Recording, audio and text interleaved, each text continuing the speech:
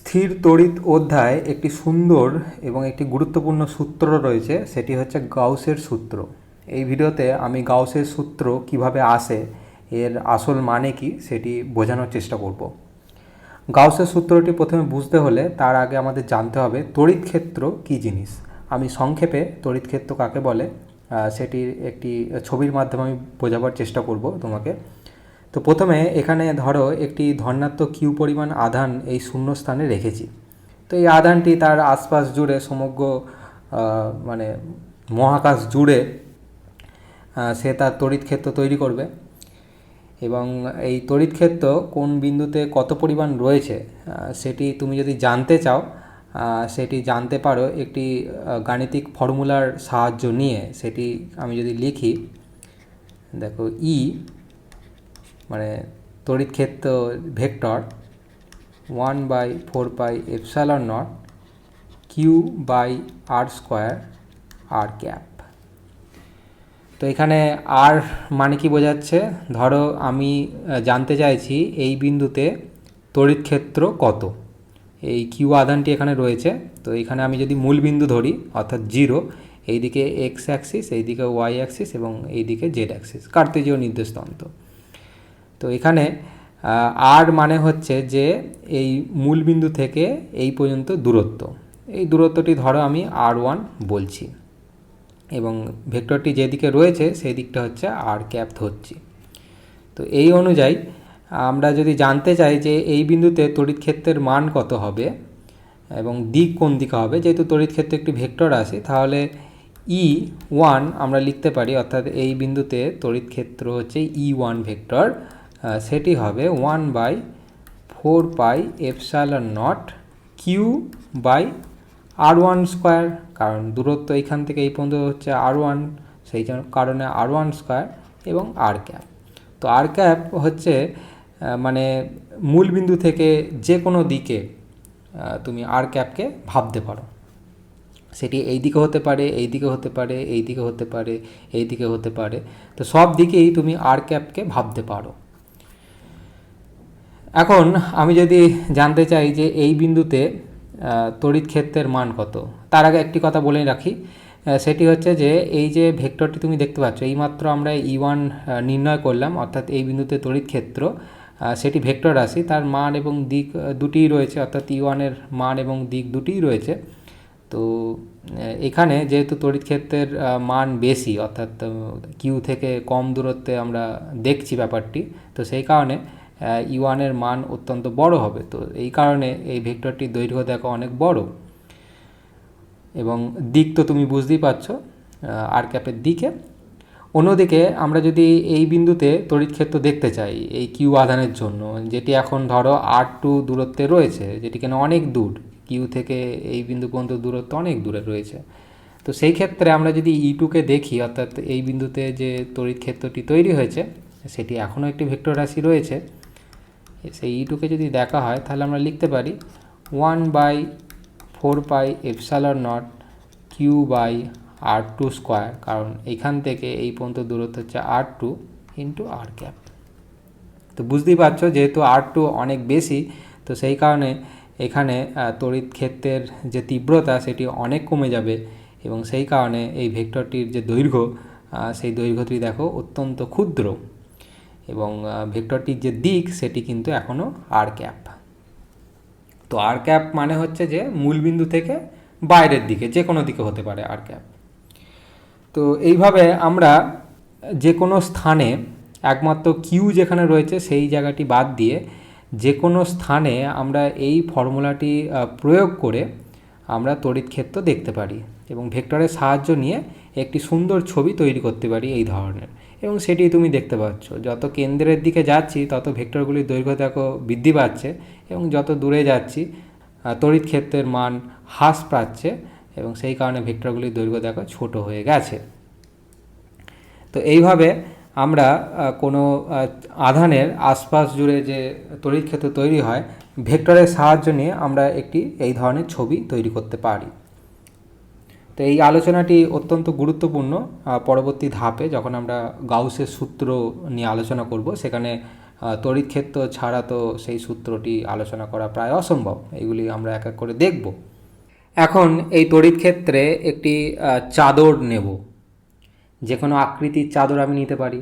সেটি ঢেউ খেলানো হতে পারে, সেটি একটা অগোছালো আকৃতি হতে পারে, অথবা সুন্দর আকৃতি হতে পারে। তো আমি বিষয়টিকে সহজ রাখার জন্য একটি খুব সুন্দর আকৃতির চাদর এই তড়িৎ ক্ষেত্রে ফেলে দেবো। তো একটি সুন্দর একটি চাদর আমি নিয়েছি, এবং নেওয়া মাত্রই দেখতে পাচ্ছ যে এই চাদরের মধ্য দিয়ে তড়িৎ ক্ষেত্রের যে রেখাগুলি সেগুলি কিন্তু পাশ কাটিয়ে বেরিয়ে যাচ্ছে।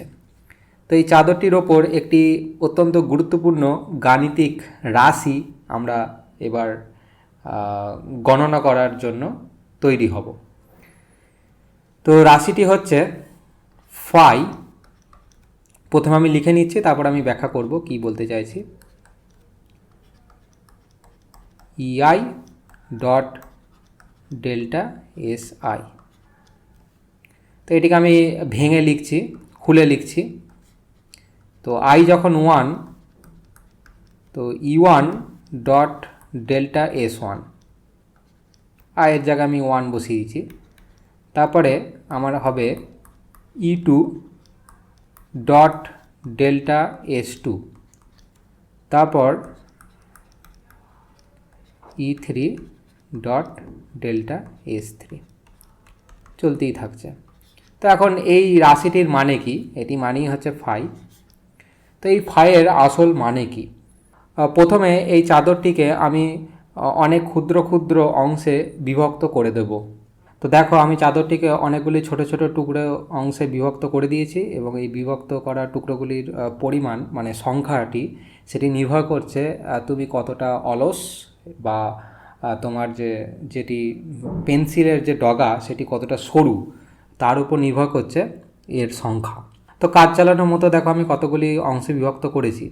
এখন আমাদের লক্ষ্য যদি এই তলটির ওপর হয়, ছোট যে তলটি দেখতে পাচ্ছ, তো এই তলটিতে যদি হয়, তো এই তলটিতে তড়িৎ ক্ষেত্র রয়েছে, এবং তড়িৎ ক্ষেত্রের দিকটা হবে এই রকম। এবং বোঝার সুবিধার্থের জন্য আমি তড়িৎ ক্ষেত্রটিকে একটু বড় করে আঁকছি। তো এই রকম একটি তড়িৎ ক্ষেত্র রয়েছে, যেটি সৃষ্টি হচ্ছে এই কিউ দ্বারা। এবং এখানে যে তলটি দেখতে পাচ্ছ, সেই তলটি একটি ভেক্টর রাশি হবে, এবং তার দিকটি ধরো এই দিকে, মানে সবসময় সে এই তলটির লম্ব হবে আর কি, মানে যে ভেক্টরটি রয়েছে। তো এটি হচ্ছে আমাদের ডেল্টা S1, আর এটি আমাদের ধরো E1 ভেক্টর। তো এই দুটি ভেক্টরে যদি ডট প্রোডাক্ট করি, তাহলে আমরা এই রাশিটি পেয়ে যাচ্ছি। একইভাবে আমরা যদি ধরো এই তলটির কথা ভাবি, তো এই তলটিতে তড়িৎ ক্ষেত্র রয়েছে এখানেও, এবং সেই তড়িৎ ক্ষেত্রটি ধরো এই রকম অবস্থায় রয়েছে। আমি আবারও বোঝার সুবিধার্থের জন্য তড়িৎ ক্ষেত্রটিকে অনেক বড় করে আঁকছি, এবং এই তলটির যে ভেক্টর, মানে এই যে ছোট অংশটির যে ভেক্টর, সেই ভেক্টরটি ধরো এই রকম অবস্থায় রয়েছে। এটাও কিন্তু এখন এই তলটির ওপর লম্বভাবে রয়েছে, এবং এটিকে আমি ডেল্টা S2 বলছি, এবং এটি হচ্ছে E2। তো এই দুটি ভেক্টরে তুমি যদি ডট প্রোডাক্ট নাও, তাহলে তুমি এই রাশিটির মান পেয়ে যাবে। তো এইভাবে তুমি প্রত্যেকটি ছোট ছোট অংশের ক্ষেত্রে দেখতে পারো, ই মান দেখবে এবং ডেল্টা S মান দেখবে, তাদের মধ্যে ডট প্রোডাক্ট করবে এবং সেটি এখানে বসাবে, এবং সবগুলিকে যোগ করার পর তুমি যে রাশিটি পাবে সেটি হচ্ছে ফাই। এবং এই ফাইটিকে বলা হয় এই তড়িৎ ক্ষেত্রে এই তল দিয়ে তড়িৎ ফ্লাক্স। তো তড়িৎ ফ্লাক্সের মানে বুঝতে পারছো যে তড়িৎ ক্ষেত্রে কোনো তল দিয়ে কত পরিমাণ তড়িৎ ক্ষেত্রের যে বলরেখা কত পরিমাণ যাচ্ছে, এবং সেটি অঙ্কের ভাষায় আমরা এই রকমভাবে প্রকাশ করি।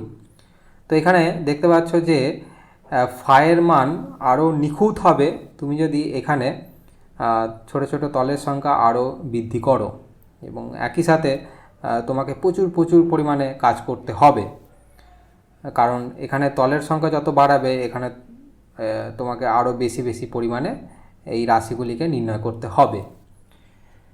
তো ধরো এই অবস্থায় তলটি এই রকম অবস্থায়, মানে এইখানে তড়িৎ ক্ষেত্রে এই রকম থাকা অবস্থায় এর মধ্য দিয়ে যে তড়িৎ ফ্লাক্স যাচ্ছে সেটিকে ধরো আমরা φ1 বলছি।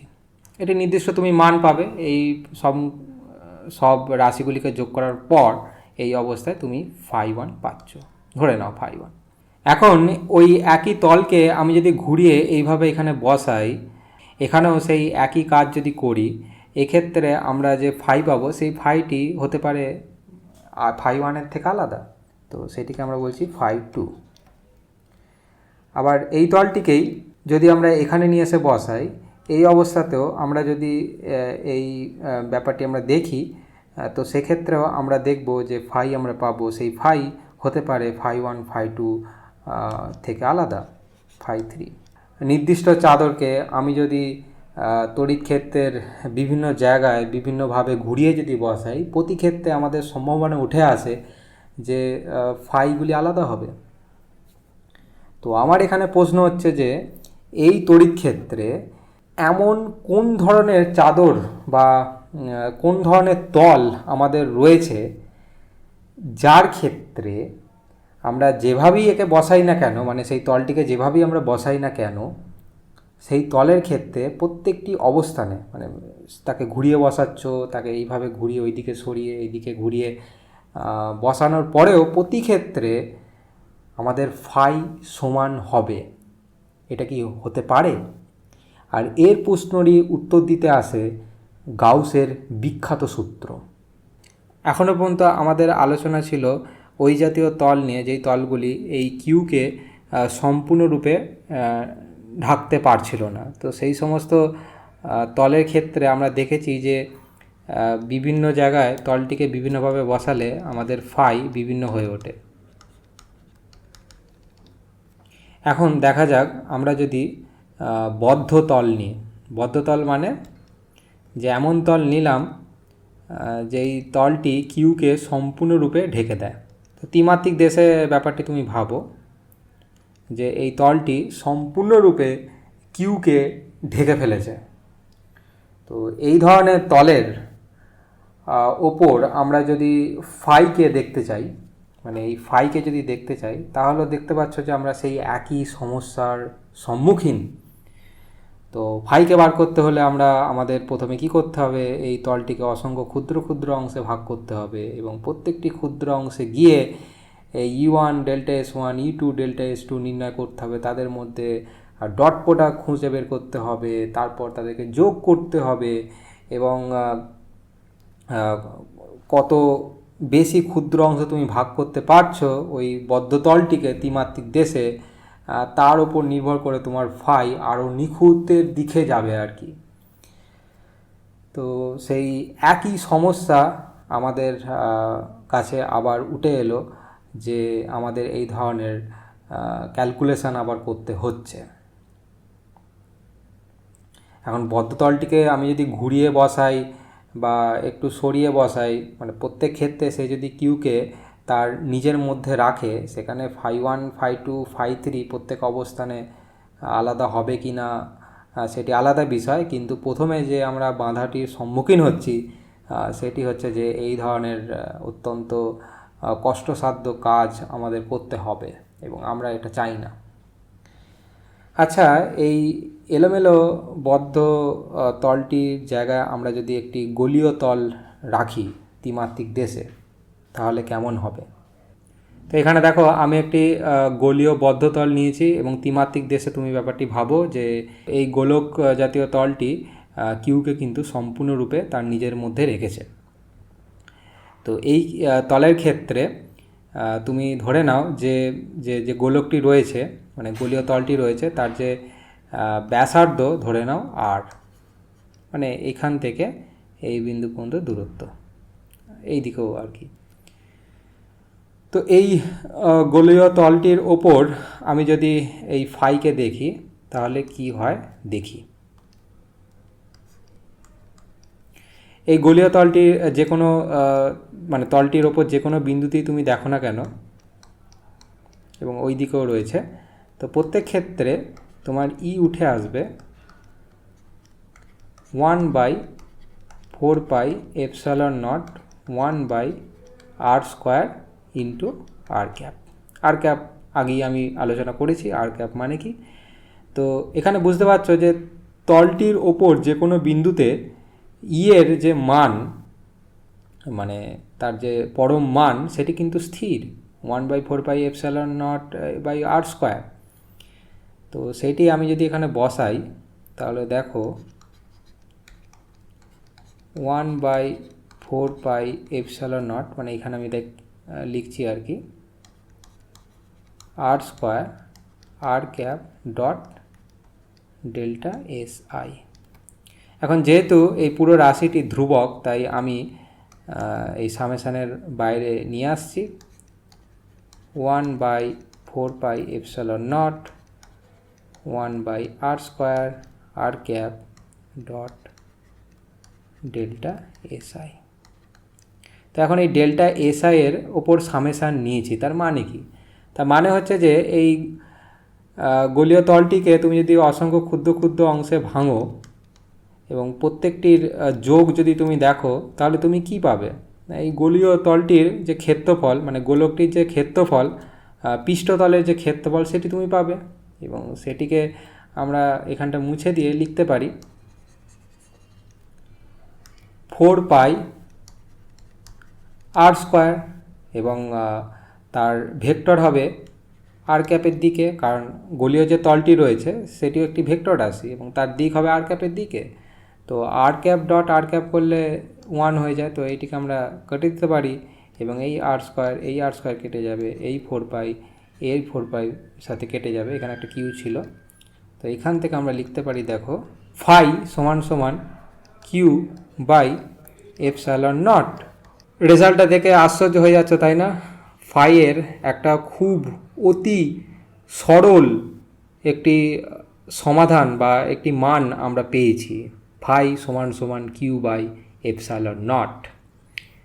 এটি মানে বোঝাচ্ছে যে এই গোলীয় তলটির ওপর তুমি যদি এই কিউ দ্বারা সৃষ্ট যে তড়িৎ ক্ষেত্র, সেই তড়িৎ ক্ষেত্রের যে ফ্লাক্স, এই গোলকের যে তলটি দিয়ে যে ফ্লাক্স যাচ্ছে, সেই ফ্লাক্সটিকে তুমি যদি দেখো, সেই ফাই হয়ে উঠবে কিউ বাই এপসাইলন নট।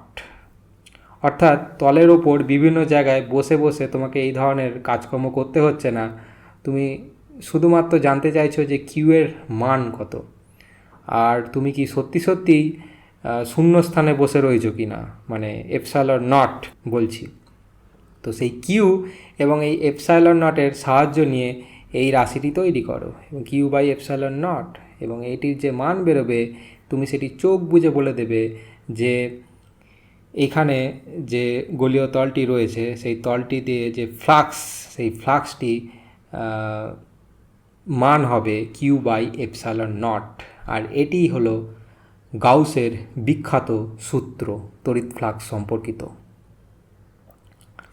তো গাউসের সূত্রটিকে যদি আমি সংক্ষেপে বলি, গাউসের সূত্র বলছে যে কোনো তড়িৎ ক্ষেত্রে কোনো বদ্ধ তল যদি হয়, সেই তলটির মধ্য দিয়ে যে ফ্লাক্স হবে, সেই ফ্লাক্সটি ওই তলটির ভেতরে যে পরিমাণ আধান রয়েছে সেই আধান কিউ বাই এপসাইলন নটের সমান হবে। যদি তলটি পুরোপুরি শূন্য স্থানে থাকে তাহলে সেক্ষেত্রে তুমি এপসাইলন নট লিখতে পারো। তো গাউসের সূত্র দেখো কত আমাদের জীবনটিকে সরল করে দিচ্ছে। আমরা এই রাস্তায় আর যাচ্ছি না, আমরা শুধুমাত্র এই ফর্মুলাটি ব্যবহার করেই আমরা বলে দেব যে এই তলটির উপর দিয়ে যে ফ্লাক্স যাচ্ছে বা মধ্য দিয়ে যে ফ্লাক্স যাচ্ছে, সেই ফ্লাক্সটি হয়ে উঠবে কিউ বাই এপসাইলন নট। তো এই ফাইনাল রেজাল্টে তুমি যখন দেখছো, সেখানে কিন্তু গোলকের কোনো রকম অস্তিত্ব খুঁজে পাচ্ছ কি? পাচ্ছ না। তো এটিও আরেকটি জিনিসের কথা বলে, সেটি হচ্ছে যে বদ্ধ তলটি যে শুধুমাত্র গোলক হবে তা নয়, বদ্ধ তলটি যা কিছু আকৃতির হতে পারে সেটিকে বদ্ধ হতে হবে, অর্থাৎ তার মধ্যে কোনো রকম ফুটো থাকা চলবে না, এবং তার মধ্যে যদি কিউ পরিমাণ আধান থাকে, তো তুমি এখানে যদি একটি এলোমেলো আকৃতির যদি একটি বদ্ধ তল নাও, যেটি পুরোপুরি যদি কিউকে যদি ঘিরে থাকে, তাহলে ত্রিমাত্রিক দেশের ব্যাপারটি ভাবো, তো এই তলটিতেও তুমি যদি ফাইকে দেখো তাহলে সেই ফাইও আবার হয়ে উঠবে কিউ বাই এপসাইলন নট। তুমি যদি দুটি তলকেই ধরো ভেতরে যে গোলকের তল রয়েছে এবং বাইরে যে এলোমেলো আকৃতির তলটি রয়েছে, এই তলটিকে তুমি যদি এইভাবে সরেও বসাও তাহলে সেক্ষেত্রেও কিন্তু সেই একই পরিমাণ ফ্লাক্স তুমি কিন্তু এক চান্সে বলে দেবে কিউ বাই এপসাইলন নট দুটি তলের মধ্য দিয়েই। এখানে আরও একটি গুরুত্বপূর্ণ কথা আমি বলে শেষ করতে চাই, সেটি হচ্ছে যে কুলম্বের সূত্র আমরা জানি 1/r² ওপর নির্ভর করছে, তাই না? এখানে ইআইয়ের যে ফর্মুলা আমরা লিখেছি দেখো, ইআই মানে সাধারণভাবে আমরা দেখি যে কুলম্বের যে সূত্র হয়, এখানে লিখছি E equal to 1/4πε0 1/r² into r cap. তো কোনো পয়েন্ট চার্জের বা তড়িৎ ক্ষেত্রকে যদি আমি সাধারণভাবে বলতে চাই, সে 1/r² হারে কমে যত দূরত্ব বাড়ে।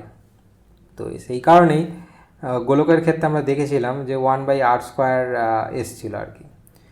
তো এই কুলম্বের সূত্র 1/r² ওপর নির্ভর করে বলেই তবেই কিন্তু এই r² আর এই গোলকের ক্ষেত্রে যে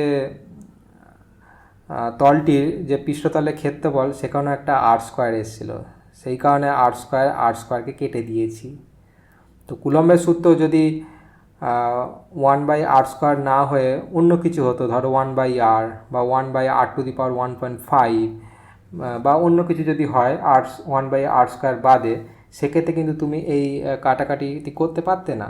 এবং সেটি যদি না হতো তাহলে এই কিউ বাই এপসাইলন নট এই অতি সুন্দর সরল ফর্মুলাটি তুমি লিখতেই পারতে না, অর্থাৎ গাউসের সূত্র সম্পূর্ণরূপে ধ্বংস হয়ে যেত।